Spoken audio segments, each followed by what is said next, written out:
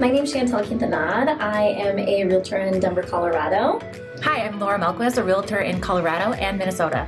This is the M.O.R.E podcast. We are the mothers of real estate. We are really talking about family, real estate, wealth building, and anything related to just building a great community. Well, welcome to the M.O.R.E podcast. Yes. Okay. So we wanted to talk a little bit about why we are even here, right? Like what made us decide to do a podcast. So what was your reason for wanting to do a podcast? Because you kind of had the same idea I did at the same time, and then we discussed it. I really wanted to, get into this M.O.R.E podcast because we are two really different people, but two really of the same people as well. So both of us are in real estate. Both of us are mothers. We've both had our own struggles and accomplishments throughout the years. And it's really exciting to be able to share that with others, as well as relate and really grasp and hopefully help others, get through it just like we did. Yeah. Yeah. I was kind of on the same page. I think that, there's a lot of content out there, but I think that a lot of times it's very brushed up and it's very like perfected and, the best side of real estate and the best side of family and I think it's important to have like an approach that is organic and authentic around some of this stuff is really hard. Being a mom's really hard. Being a realtor is really hard. I think, so I think what I wanted to do, and I think we were on the same page as far as we want to talk about entrepreneurs and philanthropic, causes and doing real estate and wealth and just all the things. So, do you want to tell everybody a little bit about where you come from, who you are? Yeah, I'll try to keep this brief because I like to talk about myself sometimes. I grew up in a small town right outside of Rochester, Minnesota. Actually grew up on a farm, went to a Catholic school my whole entire life as well. So I also grew up kind of being the weird kid that grew up on a farm that went to a rich kid school for, lack of a better term. Really got into sports, was really excelling with basketball, softball, throughout, my whole childhood as well as college. Was fortunate enough to get scholarship offers in both of those sports. Decided to move to Milwaukee for college, played basketball there, got my criminal justice degree, and then got out of college like most of us do and said, now what? I didn't know what I wanted to do. Criminal justice was really cool to learn. And then when I had to go and do an internship with probation and parole, I was rudely awakened that this was not the path that I wanted to go on. So It wasn't like Legally Blonde. it was not like Legally Blonde. That's disappointing that I didn't do that. Yes, it was, unfortunately was not. And so really for me, exploring different options, I got into sales, specifically retail sales. I know Shantell can say she has a pretty similar path as far as companies that we worked in property management, and then got a phone call from Shantell out in Colorado, and I was living in Minnesota at the time. And she had said, "Hey, I got into real estate. I think you'd be really good at real estate." I don't think she expected me to move to Colorado and pass your test at 2 a.m. and pass my test at 2 a.m. So with that, I am very much so, when I decide I'm going to do something, I put my head down and I get it done. I did my real estate classes in 3.5 weeks and had my license in under 5 weeks from deciding that I was going to do that, and moved across the country and then decided to move across the country.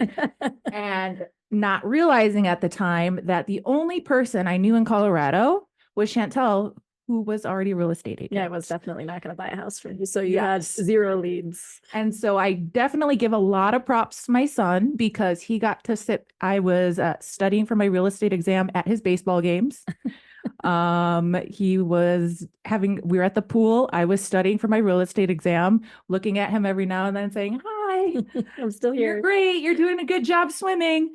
And really navigating those things. And I think, as we had talked about too, as far as family dynamics, I, was the youngest of five. My oldest sister is 20 years older than me. I was one when I became an aunt. And her children really grew up as if they were my siblings. So it's a really different type of dynamic. And even right now, as me and Chantel, we're both moms, but we're two very different moms. Whereas I'm a single mom, everything really goes on me. So really moving across the country was very, very scary. As a single parent, I always use myself as an example for my real estate clients of what not to do. Don't quit your job and go into a commission-based field and then expect to buy a house. Yeah. So getting here, realizing, oh my God, I would have to get a cosigner was my first real experience in real estate of learning something the hard way. And so really exciting, to move halfway across the country, and really just put my head down into real estate, figure that out. Also being a single parent, figuring out the school systems, getting my son, into sports and different things like that has really been a challenge. And I'm really excited to share that with people. And making friends. Like, you're a good example of somebody who understood that you're going to have to start from scratch and you're going to have to build up relationships. And especially, anybody who's in the real estate industry, like, that is your thing, right? Like, you're supposed to build relationships. And so when people say like, oh, well, I'm not from here, or, oh, I haven't done, and I'm like, Laura's a perfect example of somebody who just said, okay, well, then everybody's a stranger and everyone's an opportunity for relationship. And so I'm really proud of you because of that. Well, thank you. Thank you. And I really did make friends everywhere, including the dollar store and the gas station. So I actually had a client, one of my first clients, I met at the gas station. We were waiting in line. There's three people in front of us and we just started talking, and he ended up saying, I want to sell my house. Like, I was actually about to go look for a real estate agent. Can you come over, and take a look at it? And that was just organic, and how I really have built my business here on knowing absolutely no one. And the couple people I've known, she already had unlocked and taken care of already. Not to say I won't help them in the future. No, they're lifers. I have a lifetime exclusive right to buy or sell with them. Well, I might try to slip in there still, send my son over there. But yeah, so really, I am just really excited to not only share my experience, but also it's hard out there. But hopefully I can be somewhat of a beacon for people that, even though you have those obstacles and you feel all alone sometimes, because real estate really makes you feel that way. Yeah. And I truly felt that way, especially moving halfway across the country with just me and my son. Yep. And I'm sure my son also felt that way. I know he did feel that way, leaving all of his friends and having to family and have to restart and realize, my parents or my sisters, they're not there. So I can't just say, hey, I have to go to this listing appointment. I have to figure that out, and those different things. And so my experience as being a mom is a little bit different than Chantel's. And I think that's just what makes this so special. So why don't you tell me a little bit about yourself? So my background is similar and different, as we both know, but nobody else does. So I grew up, I was the oldest. I have a younger brother that I kind of raised on and off. I grew up, I left home when I was 12. You know the story, but I had two young parents. They were teen parents. They unfortunately got addicted to substances and they just weren't able to kind of provide the life that was safe and secure for me. So when I left home, I was kind of a nomad. I started in retail right away. Laura and I both worked at Express. I don't know if we're allowed to say companies, but that's not sponsored. Sorry that they're going bankrupt, but so at least we're not working there anymore. That's right. That's true. And so retail clothing was kind of the only job I could get at my age, right? Like, I started working and just folding t-shirts and cashiering and do those things. And through time of just being able to work, I wasn't able to go to college. I didn't graduate high school. I didn't really have any kind of pillar of foundation of, anything that was going to help me to be successful. So I knew that just working hard was kind of going to be my option. And luckily, over 20 years of of retail, I was able to move up the ladder, and I was able to start to be a trainer and a coach and create standard operating procedures and do all these really cool things. And so for me, it was success, because from where I came from of owning a home and, I was able to have a secure, steady family, that was success. But I also realized that I was kind of at the top of, I used to joke, like, somebody has to retire or die for me to move up any further than where I'm at right now, because unless I was going to move across the country, something like that. And so then I got, into a property management company. That's where Laura and I met. We were both floundering and trying to figure out this really difficult industry. And in that time frame, so how old were you when you were first a mom? And you were I was 19, 20. Yeah. So you were a young mom. I was an old mom. So I hope not to offend people, because maybe there's older moms than me, but There are older moms. My sister is one of them. There you go. Sorry for anyone who's an older mom, but And my mom. My husband, I met him and he had 2 kids. And so I went from being a complete selfish, like, bachelorette that just did whatever I wanted, to meeting this guy with 2 kids and kind of being an instant, like, stepmom and having an instant family. And then we had 2 kids rapid fire. Like, it was like, when you're older, you don't mess around. Like, it's life or nothing.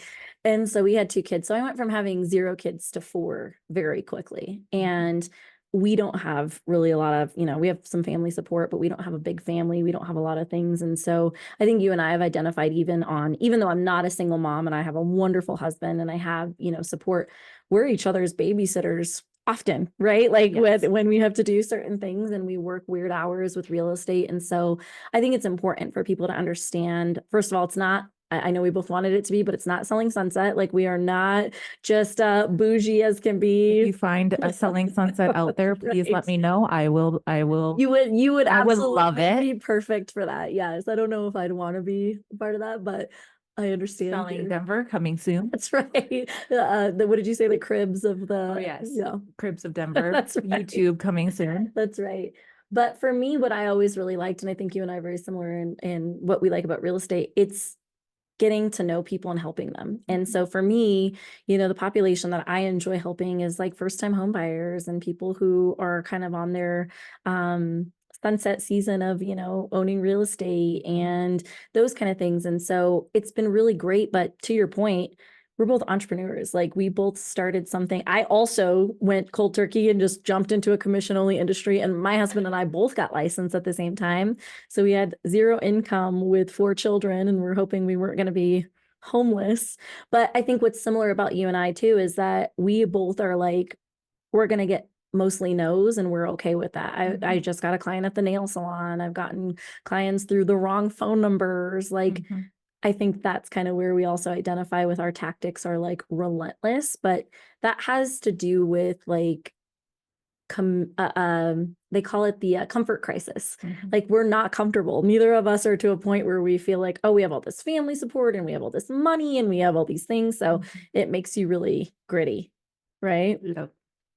So since I'm a Colorado native and you are not, what do you feel like? What's your opinion about Colorado and good, bad, and ugly? Like, what's your thoughts? Love this question. So if you know me, I get pretty opinionated sometimes, not always, but Often. Colorado has definitely been very different. I came from Minneapolis, and where there was a lot of more culture and, things to do, not just like diversity. Diversity, as far as that. I have some of my friends that come and visit me, and they're just shocked, and maybe it's the places I'm taking them. Like I said, I really put my head down and got into real estate. So maybe somebody can introduce me to some better spots. I would really enjoy that. But it's, the diversity was really big, and just really a big sense of community. And I think the reason I feel that way more so is there's just so many people moving in and out of Colorado. Totally.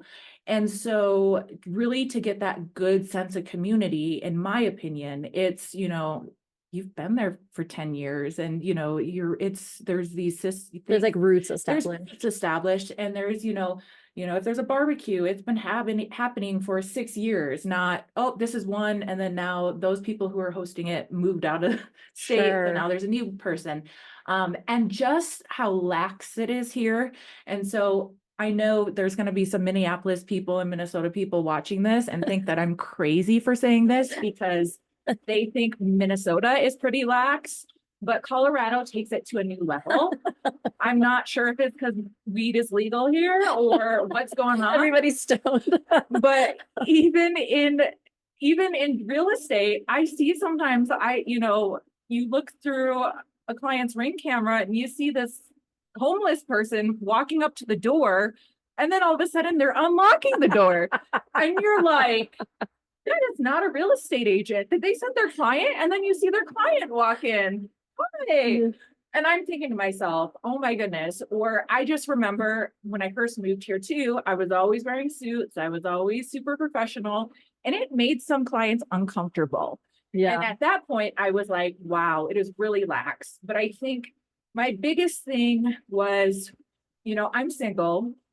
So, I can probably speak to going out a little bit more than Shantell does, although she does get out a lot. No, I don't. She does. She goes to lots of concerts and shows. True. More than me. But I had a friend visit here, and she, I looked up this, lounge. It looked really nice. The guy outside was wearing a suit, and I was like, okay, it's going to be really cool in here. We looked nice. Like we had our hair done, we had our nails done, makeup, we had dresses on, we had heels. And mind you, my friend is taller than me. So yeah, how tall are you? I'm 6'1". Actually, the doctor says I'm 6'1.5". Okay. So we're gonna run with it. Like, well, it's funny that you say that, because boy. I always told everybody I was 4'11", and everyone used to say, like, why don't you round up to 5 feet? And I was like, because I'm not, but I'm actually 4'10.5". So, okay, so you were rounding up. So we were acting like men. That's so right. That's perfect. They go about 4 to 5 inches taller, but yeah, I understand what you're saying. Usually women do the opposite, but it's okay. True. We're gonna embrace it here. I also wear heels all the time. So if you are tall like me, put those heels on. That's right. I do love that about you, honestly, because people have always asked me that too. Like when they're like, do you hate being short? I'm like, no, it's just what I am. I think that that's something that you and I both identify with too, is like, we are what we are. Like there's no reason to want something, different though. We're the height. You're not going to get me shorter unless you like chop your legs off. Yep. I could wear stilts, but I do also love heels, but it's not to pretend that I clear 5 feet when I have high heels on. So I just had a story pop up in my head, and my ADHD is going to kick in right now and go off track, but here we go. I'll wrap it. I'll give you the signal if it's time to wrap it up. When Shantell and I worked in property management, very rarely did we work at the same property, but when we did, we took advantage of that. That's very true. And so to renew, renew residents, sometimes you had to go door knock through and maybe this has happened to any of you guys. If you're out there in the thick of it, having to door knock for lease renewals right now, we identify with you. Yep, I identify with you. Or if you've been irritated by your property manager knocking on the door, so sorry, that was probably me. But I remember one day we decided to door knock. Mind you, that day I decided to wear 4.5-inch heels, and Shantell decided to wear, they weren't tennis shoes, but they were dressy tennis shoes. They looked cute. They were cute. We knocked on the door, and the man opened the door, and he didn't know if he should look up or down. And his head just kept going like this as we were talking, not knowing what to do. And I just couldn't handle it. And I just started bursting out laughing. Oh, yeah, that's true. And I will never forget that moment because I don't he had like a manufacturer meltdown. Like he just couldn't process that. Yeah. But it's interesting. It's funny because I don't really think about our height very often unless we're like, but people comment on all the time. And you're a little too young for this reference, but anybody who's like an 80s, 90s baby, there's a movie called Twins, and it's Arnold Schwarzenegger and Danny DeVito, and they're twins. And I just think that all the time because neither of us see it as like a huge issue, but people comment on it all the time. Because I'm abnormally short and you're abnormally tall, and we're buddies. Yep. That's funny. I forgot about that story. Okay, so that's your take on Denver. Anything else about Denver? I have a lot to say about Denver. Casual, we're too stoned. What else? We do have some great sports teams here. There you go. And so that is something that I absolutely love. I'm never gonna tarnish anything in Minnesota. However, we always get teams in Minnesota where you think, oh my gosh, your hopes get really high because we're winning. And then all of a sudden, The letdown in kings. the letdown kings, it's happening right now with the Nuggets and the Timberwolves. So, I mean, I'm not gonna throw anything out The there. fact that Those the are my one two favorite thing you teams. really care about Colorado is the one thing I care least about. I'm like, I I couldn't tell you a player other than like major players. I know, what is it? Who doesn't know the major players? I know the guy, Who's the MVP? I know how to spell it. I don't know how to say his name. Jovic. Jokic. I'm not a sports No, you're okay. It's person. okay. You It's know, what like she I got. just She did get it. see, I can spell Where it. is he There you from? go. Oh I don't know. man. Okay. For all you Somewhere foreign. Serbians out there, I There am you so go. sorry. I'm sorry, Serbia. She'll have to I she'll have care to stop about by when you. she goes to Turkey That's this true. summer. That's right. I am gonna go to Turkey. I'll know a little more. But the yes. hiking too, like the outdoors is Again, another thing that as a are Colorado second to native, none. You know, it is absolutely beautiful. I'm an avid hiker. My sister specifically too, she's lived on almost every continent and hiked, and there's always positive things. So, you know, I don't want to keep telling stories, so I'm going to refrain from the one that's I'm thinking of right now can for wait another I time. can wait till next episode. But That can be a very yes, special there's another rant coming from me. But the hiking is second to none. So there are some really great things in Colorado. And you know, another one that, you know, really directly affects me is the real estate. Totally. And so, you know, comparing that to Minnesota is our average home price is double, and, you know, it's appreciating much faster than that of Minnesota. Yeah. Obviously, there is a price of entry. However, that's very appealing for most people here as well. And so, you know, yes, you can have that lax culture and whatnot. And even to myself, I've gotten a lot more lax than I was when I first came here. And I'm Totally. sure you can tell, you know, and I can definitely tell I don't even have eyelashes on today. Blasphemy. Oh, but Yeah, your eyelashes used to be, remember when we were at the company thing and you had your eyelashes and they were like the size of butterflies. Like They were she had not. actual butterflies on her eyes. And so I much will so post a that she picture thought she that was this is gonna not catch true. you were gonna catch flight. You had to the wind was happening and you had to duck down and Oh yeah, cover. sometimes you have to go like that. I know some of you girlies out here can relate. I just am not skilled enough to put false eyelashes on. So that's You my know. own haterade because I don't. I mean, have I false did eyelashes. also have lash extensions at one point. However, I had to give it up. Yeah. Well, another time. Or Okay, never. so you like the hiking, you like Yep. the sports. We're too lazy with our fashion, which I agree. I come from fashion and I always wish that like we would dress up more and that you wouldn't feel so out of place when you were. I had a comedian at Red Rocks that said like, why does everyone always look like they just came from hiking? And it's true because it's like we're all about like the North Face and Patagonia and it's just very casual. That's very true. Sorry for you Subaru drivers, but yes. Go Jeep.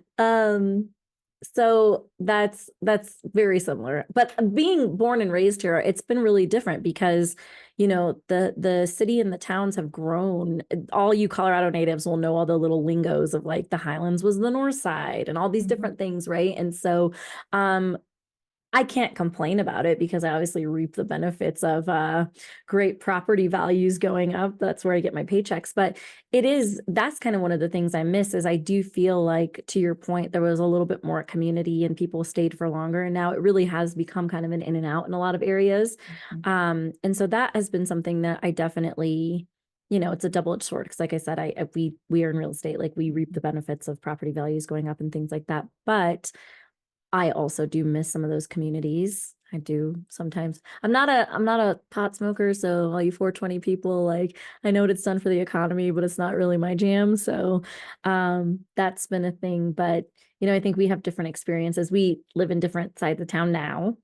So you're in Littleton and I'm in North Denver. And so, you know, that's also different because you're in a little more of a true suburb. How do you feel about that? No comment. Okay. Yeah. So that's kind of the thing. But the purpose of this, just to kind of wrap up what, you know, our goal was with having these podcasts, and just obviously this is an introduction to us, is really building up and bringing on guests of successful entrepreneurs successful moms and, how we can all do all the things. I think you can probably identify with this, but the mother community can sometimes be some of the most judgy people around. Mhm. You feel like that? I definitely feel like that. And, in relation to not only just everyday life, in real estate too. Yeah. And I think, that's something in my real estate business, which I identified very early on, is I do help a lot of single moms as well as moms that, have husbands and whatnot. And it's something where it's just really underrepresented Yeah. and a lot of people don't think it's possible, but moms in general can be very judgy, and depending sometimes even on the side of town you go, it can be really, really different. Yeah. No, I've experienced that. It's ironic. I think it's because I'm short, but people always think I'm younger than I am. Yes. It's my size. I'm miniature.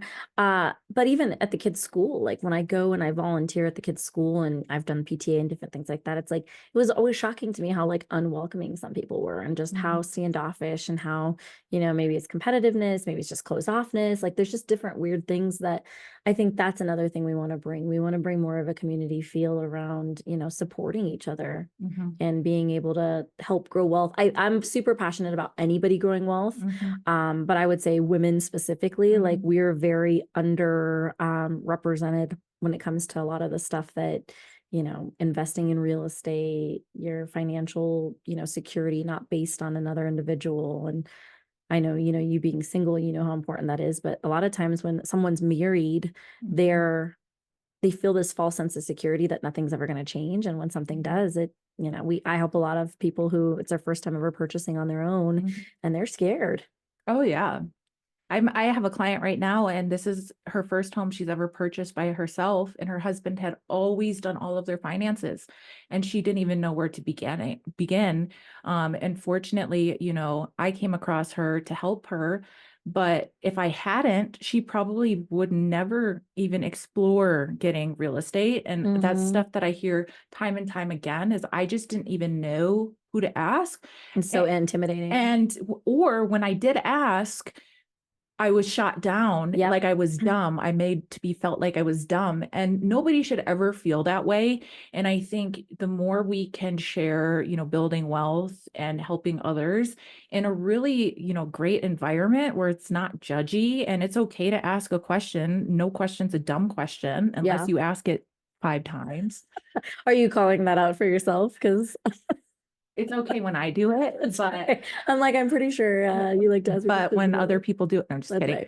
Right. No question's ever a dumb question. And I mean, you can ask me the same thing 30 times. And honestly, my answer might change over time just based on the market or what's going on. Sure. Just like. Yeah, that's a good point. As far as real estate goes too, I think sometimes people kind of regurgitate whatever they hear. And so sometimes if you're not really active in the market, it's a one size fits all. It's a good time to buy. Yes, always. It's like, I don't know. I don't know your situation. I don't know if we should take 3 years to work on X, Y, and Z. I don't know if we should look into something different than what you're thinking.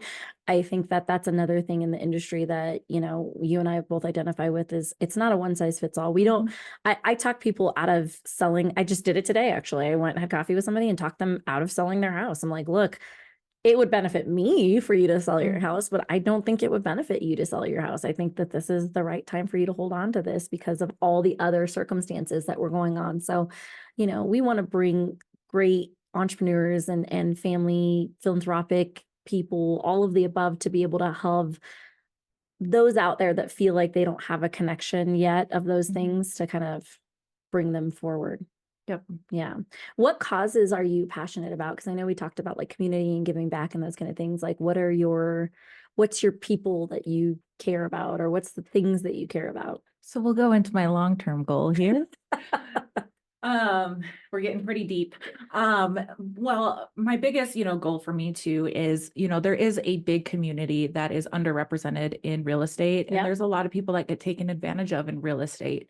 Totally. There's, so many times we're not even going to get into how deep some people can get, But there's really a big lack of that. And what I've experienced in Minneapolis as well as in Colorado, the state does have some programs, available with free attorneys and different things, but it's usually, more so just some little light legal advice.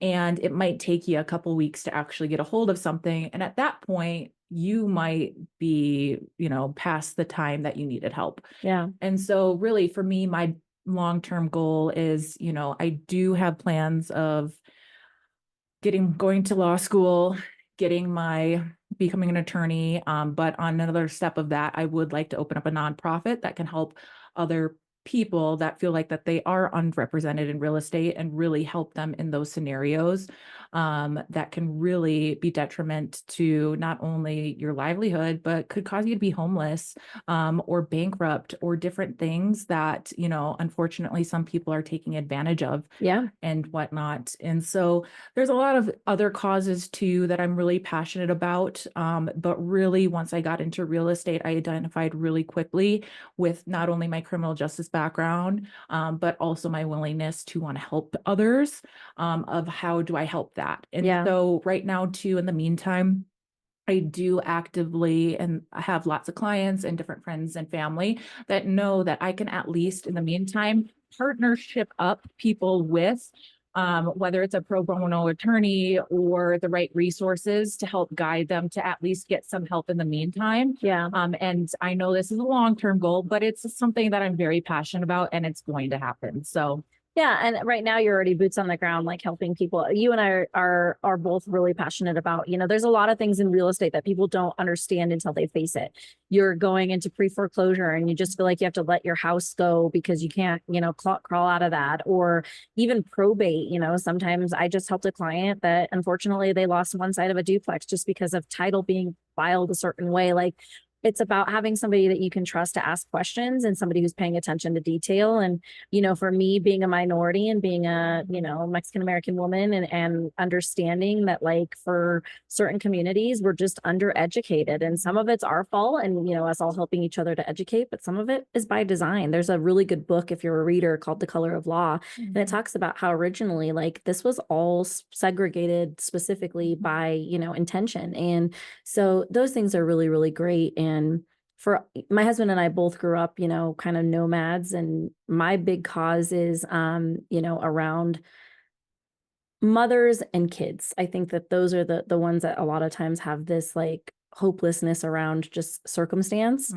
There's a really, really great local company called Urban Peak, which is basically like homeless teens. They have their own store that is basically like a thrift store. They're now working on doing work programs and actually housing like older than teens, mothers and fathers and different things like that. And so, there's a lot of good to be done in industries like this where you can make hundreds of thousands or millions of dollars. That's really plausible in our industry now. It's not retail where you've tapped out.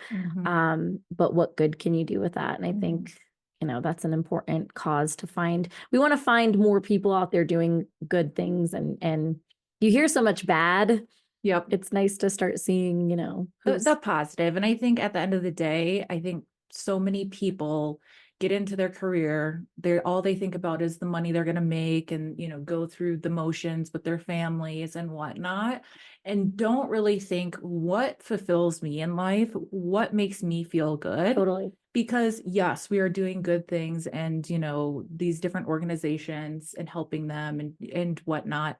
But what is going to make you fulfilled? And at the end of the day, you can touch, your heart and say, hey, I grew up like this, and this really makes an impact on someone else's life and makes me feel good that I wish someone did this for me when I was young. Totally. And so I think a lot of times people lose sight of that. It's not that they don't want to do these things, but they just never have thought about it. And I think it's just really important for me too, I could make $1 million a year, but is that going to fulfill me?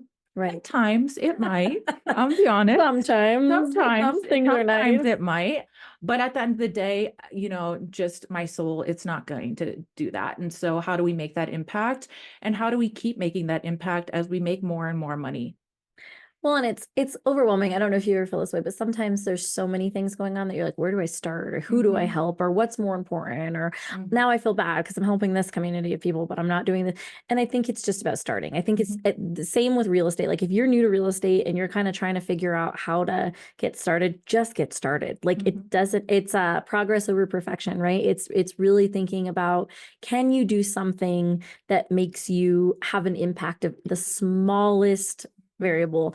The Compound Effect is a really good book. I'm a big reader and Audible reader. So if you like books, or if you like, we drive a lot in real estate. So I got tired of the same playlist of music and started listening to books. But a lot of the reason of me listening to books is really around getting inspiration from other people. And whether it's, if you're a podcast person and you listen to podcasts all the time, my husband's a huge podcast person. Do you listen to any? Or you just create them? Sometimes I won't name them all, but yeah, we don't want to help our some that are competitors. guilty pleasures. I'll Okay. be honest, that I Okay. might not want to name right now that I listen to. And then there's some real estate ones that are really great and impactful. And so it really, yeah, I think you can't really go wrong. You know, you find a podcast that you really feel like you can relate to, and you just stick with that podcast. Yeah. Yeah. And you and I are doing an endeavor right now where we're creating a training program for new agents, because we both experienced kind of learning through trial and error. And luckily we had each other, and we both were still pretty new and, kind of navigated through things. And I think we always share resources. I think that's another thing. Even at one point we were at different brokerages, and we always were still just friends, helping each other out and never feeling like we were competing with each other or gatekeeping from each other. But I do feel like that's not always as common as it should be. With us creating that training program and being able to help new agents, what are you most excited about with that impact that we're going to have with that? I think I'm really excited to see agents thrive and get out of the program, and really build their business as much as they can.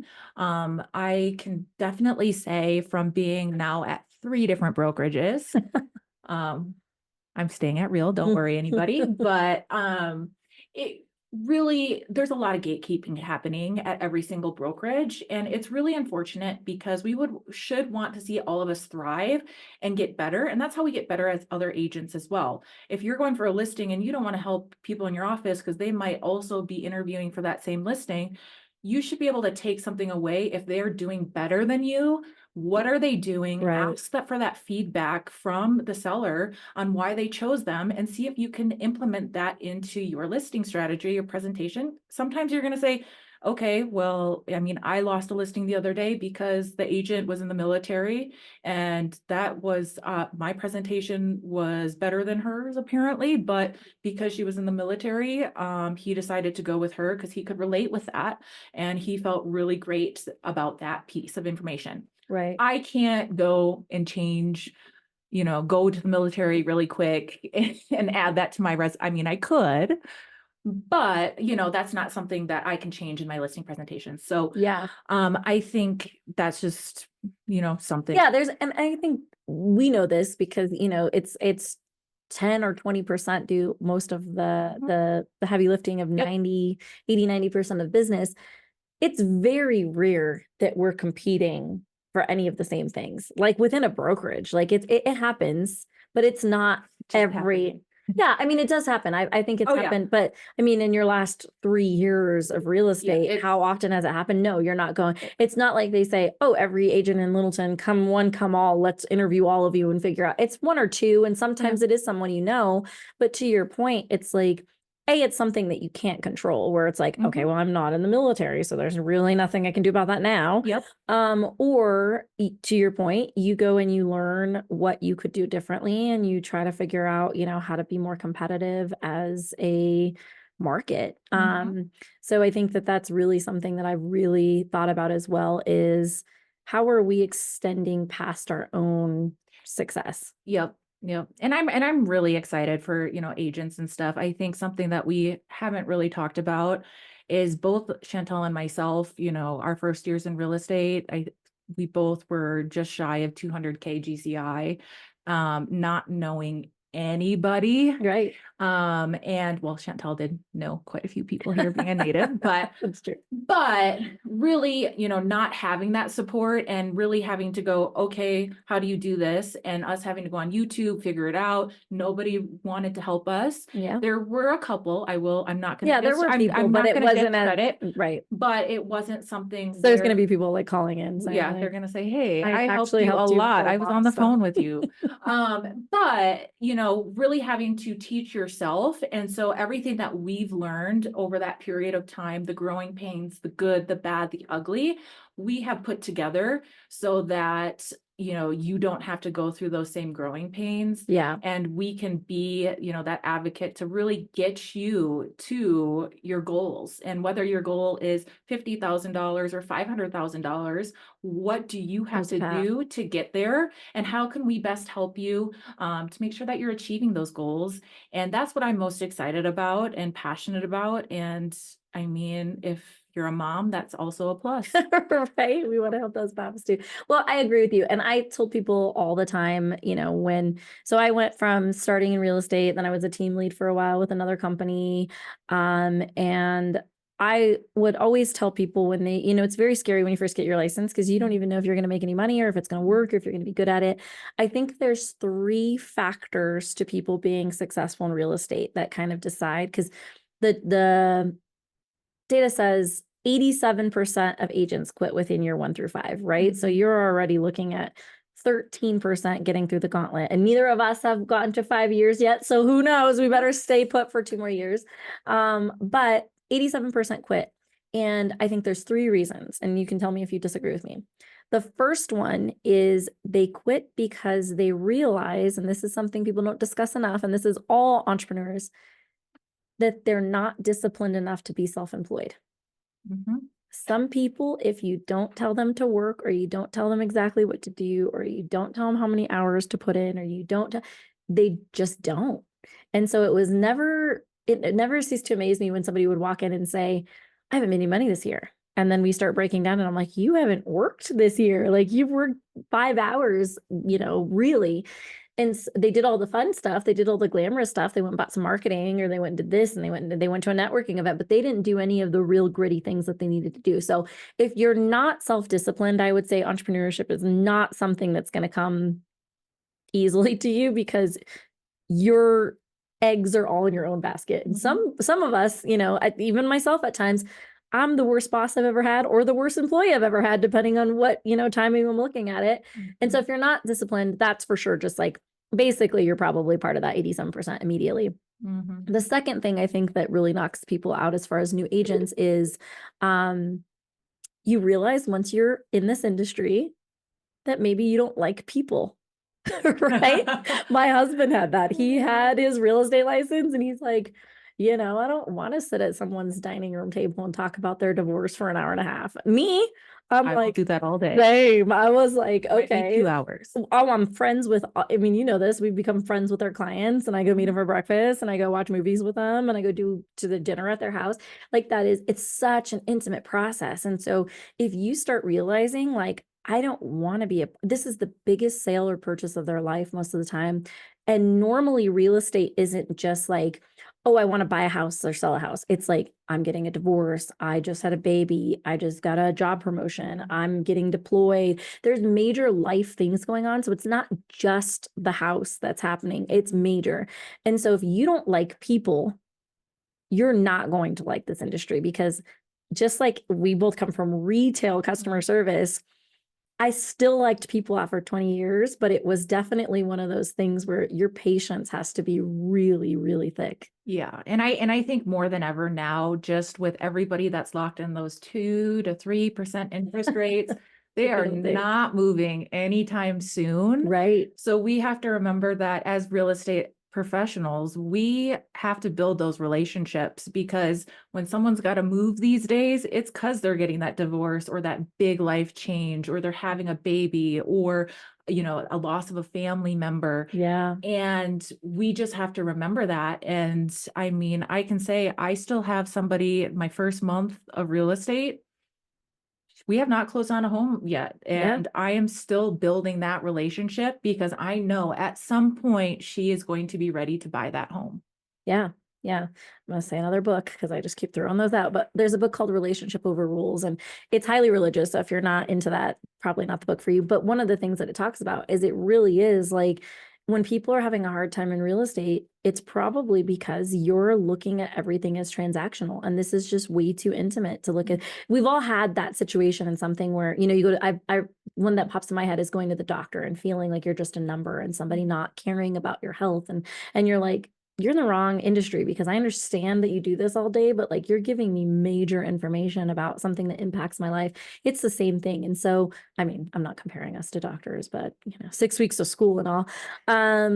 But I think that that's, so, you know, the first one is, can you be self-disciplined enough to be an entrepreneur? The second one is, do you like people enough to be in this industry?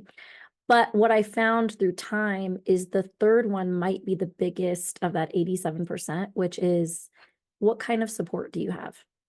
Do you have training? Do you have people to help you? Because I think there's resilient people. I think we're both pretty gritty and we'll figure it out regardless, like in spite of.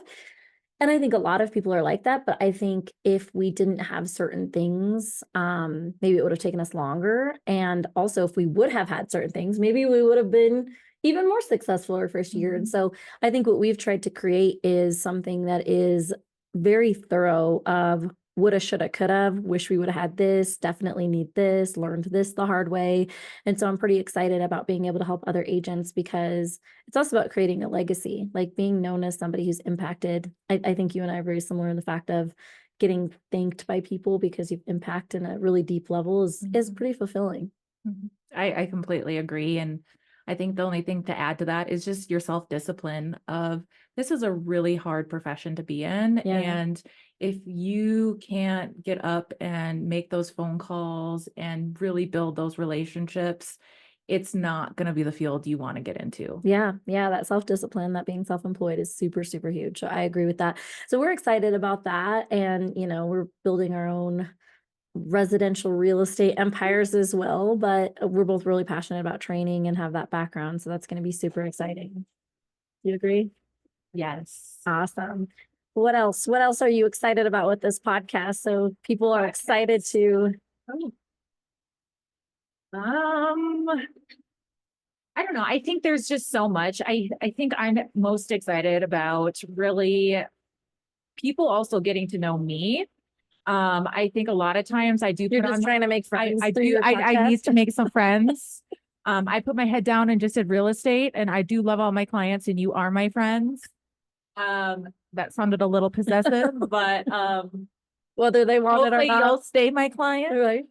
But I also just, you know, I think that work-life balance is really a piece that is missing a little bit in my life. Same. I'm the first to say, hey, this is where I went wrong, or these are the things I need to improve on, because none of us are perfect. We can come out here on this podcast and say, these are all of our accomplishments, and this is how we got there. But if we don't talk about the struggles that we have or the things that we need to improve on, we're never going to self-improve ourselves as well. So I'm really excited about that. Yeah. Are you excited about? Because Well, it's funny that you brought that up because I like, tell me your thoughts about this because I don't know if I think that work-life balance exists. Like, I think people like to say that all the time. yep. But I think you have like, this is a trendy term, like the young girls say, like, I'm in my mom era or I'm in my wealth building era. I think it's an era. I think like right now, my husband and I know we're in sacrifice time. Like we prioritize the things that are most important. Unfortunately, and just to be really honest, since we're being candid, like we probably put each other last in an indirect way very often because we have really high focus businesses right now. Our kids are all, you know, I have a 21-year-old and a 17-year-old stepdaughter and son that have been with us at least 50% to 100% of the time, pretty much since we met. And then I have a 6 and a 7-year-old. They're like Irish twins. They're right neck and neck with each other. And we just got a puppy, which I never grew up with a dog, so you dog people. I know that's another Colorado thing. I'm the worst Colorado. Like, I don't care about sports. I don't go hiking. I don't have Everything I a like. dog until 2 days ago. Yeah, everything you Why like. are we friends? That's true. Why are we friends? Fashion and real estate Fashion, and we and work reality TV. um But that was one of those things where it was like, we know right now we have goals for the next 5 years, and you don't ever want to. It's probably a bad idea, honestly, because you're like, tomorrow, right? Tomorrow may never come. We might just fall over, It will keel come. over, We are and then gonna we speak just that into worked and didn't do anything. But I took my first vacation, and like my first real vacation in like 9 years, 2 months ago.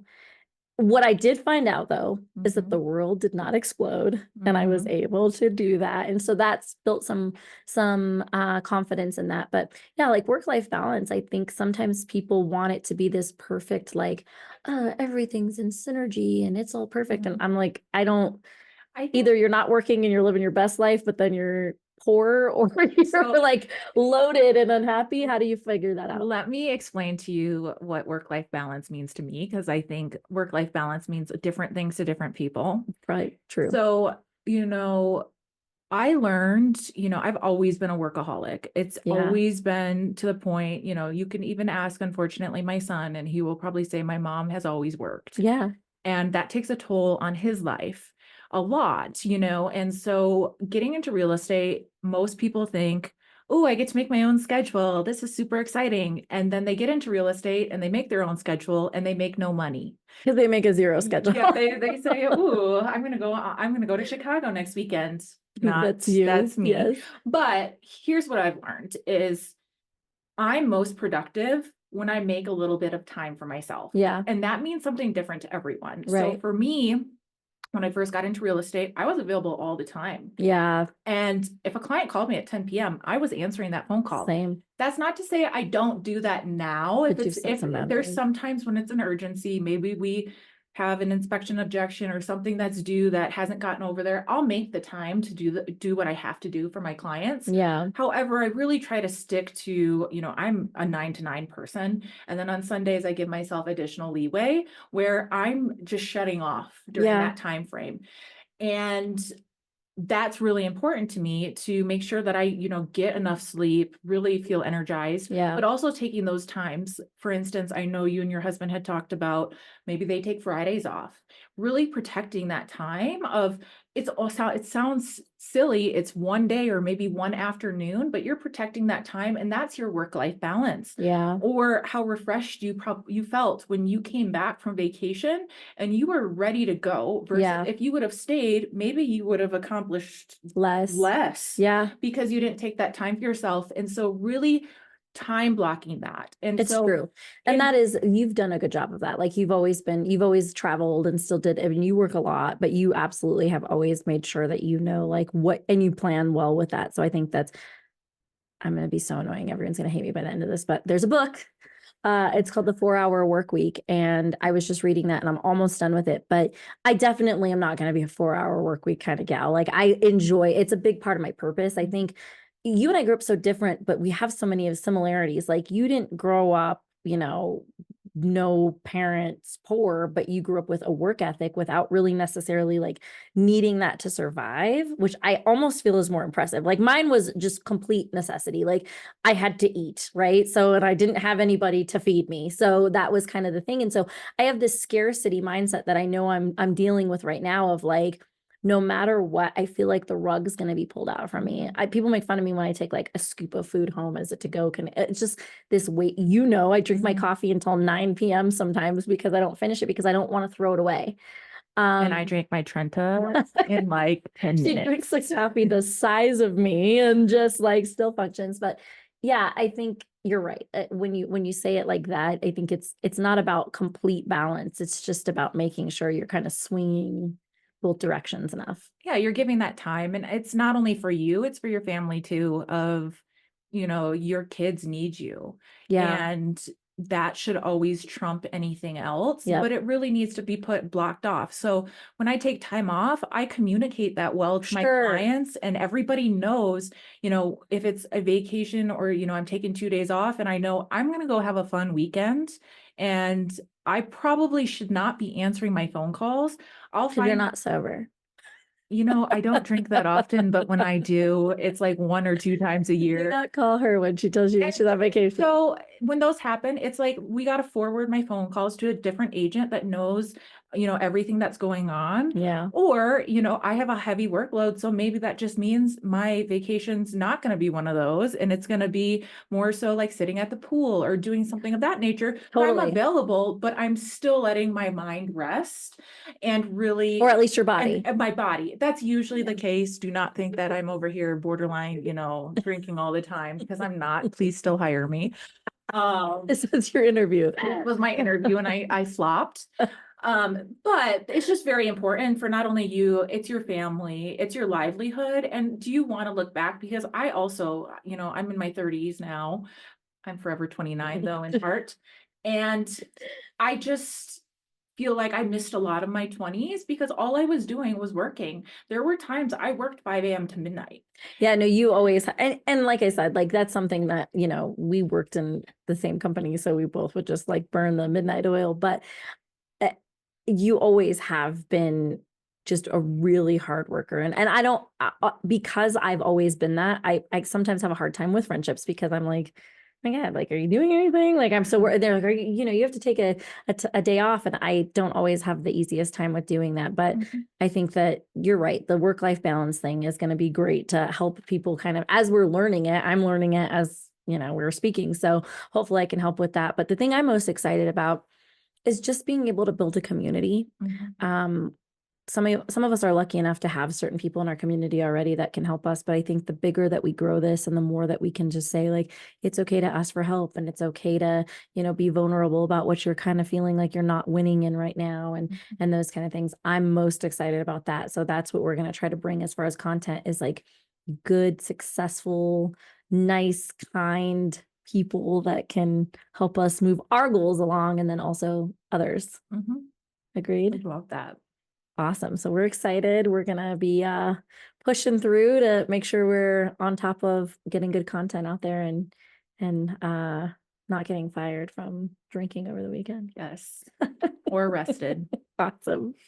Well, this was an awesome conversation. I'm excited to be doing more of this and just kind of getting listeners and hopefully helping people and helping ourselves. It's kind of like my big thing is always teaching is the best way to learn. So we're excited, but I'm so grateful that people tuned in and ready for us to continue with this.